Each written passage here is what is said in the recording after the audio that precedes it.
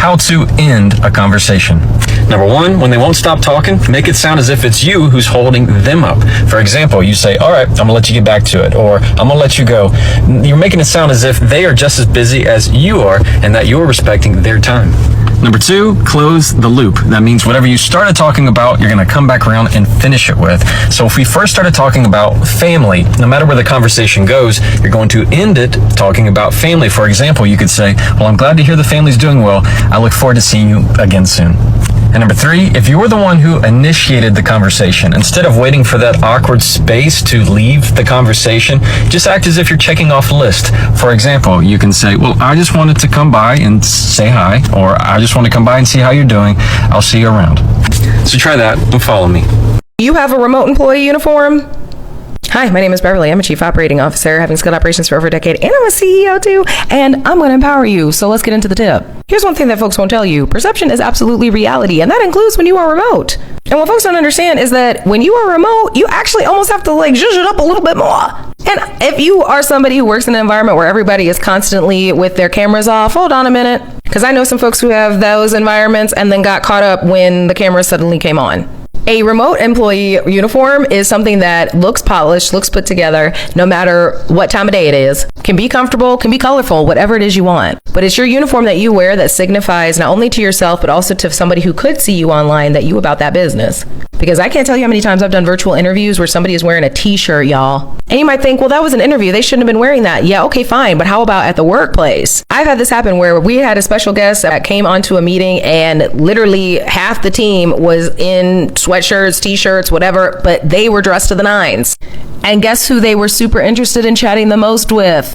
The folks who had found the lighting, look put together, and tried. Because it signifies to them that, okay, you care about how you present yourself. But not only how you present yourself, how you present yourself in relation to the company. Here's an example of a work from home uniform.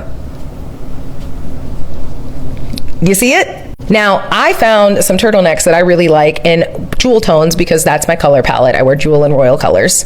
And because I wear bright colors, I wanted to make it easy that if I have a meeting, I still look put together.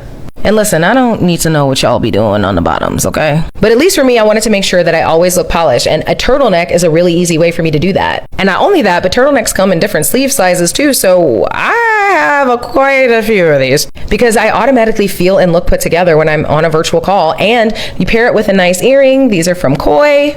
Zhuzh up your hair a little bit, and now you look like you are ready to do the damn thing, which you are. This also applies to polos and short sleeve cable sweaters or whatever it is that looks just slightly more elevated. Because people won't tell you to your face, but it matters. And I don't care what the culture is or what people have told you that the culture is. I cannot stress how many times I have worked in environments or have had colleagues who have cultivated casual environments. However, when something really important is happening, or when a visitor is coming, or when you're about to pitch something, or you're doing a presentation about your work, and you turn on that camera and you're in a sweatshirt or something like that, and there's nothing wrong with sweatshirts, but think about rising to the moment. If you have something that you've been working hard on, don't you want to look the best? And you can do that really easily by having a little remote work uniform. I want to empower you because so often, because perception is reality, folks accidentally kind of shoot themselves in the foot because they have no clue that folks are paying attention to the overall presentation. And especially if you're in a remote environment and you're used to working where your cameras are off consistently, you don't want to get caught up where they're like, actually, can we chat super quick on huddle? You have no clue. They may be talking about your promotion, or they may be excited about a newer project they want to put you on. Regardless, when they turn that camera on, you want to ensure that you're like, ka-chow, hey, because it matters. So get yourself a little uniform and then have them in different colors so that they're nice and comfortable. I have this in like 7 colors. Because when you're tired and stuff, especially in this market, folks who are putting in that effort, it does stick out. It can help. I'm just saying. Comment below if you have a work from home uniform because I want to inspire others to inspire each other, okay? You made a sacrifice at work that was never acknowledged. And when I say sacrifices, I mean big ones. Hi, my name is Beverly. I'm a COO, CEO. My new podcast, How to Give a Damn About Your Workplace, just dropped, episode 3, link in bio. And the episode is about validation because How many of us have made sacrifices that never, ever, ever were validated? And I'm talking like leaving your grandparents' funeral to head to work, or answering slacks on your way to your wedding, or making sacrifices for work that were never acknowledged. What would it have been like if your leader, after all that was said and done, said, hey, it was really crappy that we made you feel like you had to answer a Slack while driving on your way to insert person's here funeral. Or it was really crappy that you felt you had to come into work sick because of our PTO policy.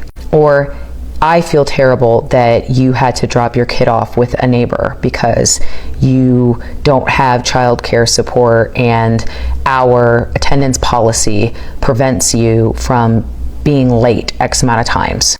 Or.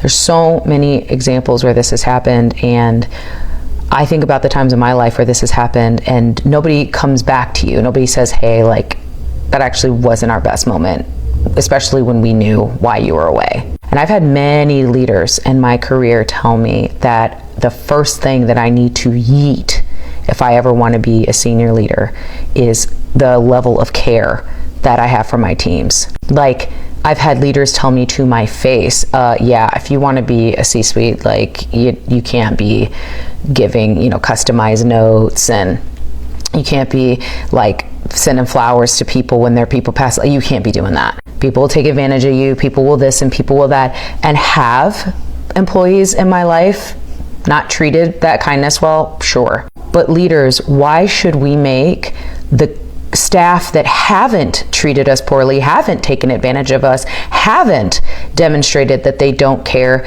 about our work, why should we make them suffer? Like, why do that? Because I remember what it felt like throughout my career where I was invalidated, and as a leader and as an employee. And it sucks.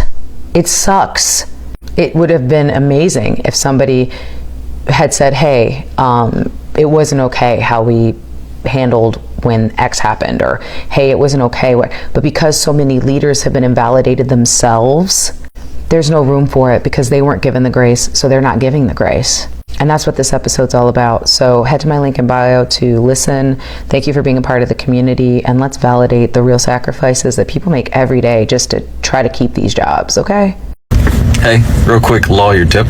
If you're the witness and you are getting peppered with questions that are yes or no questions, you can't really deflect because then it looks too obvious. But if you don't want to say yes or no, here's how to get out of it. Number one, you can say, not necessarily. It's really good because it's not like you're disagreeing. It's not like you're agreeing with them. It's just not necessarily. And it invites them to say, well, what do you mean? You go, I'm so glad that you asked. Let me explain. Number two, you can say, it depends. Lawyers like to use that one. Number three is, would you allow me to explain?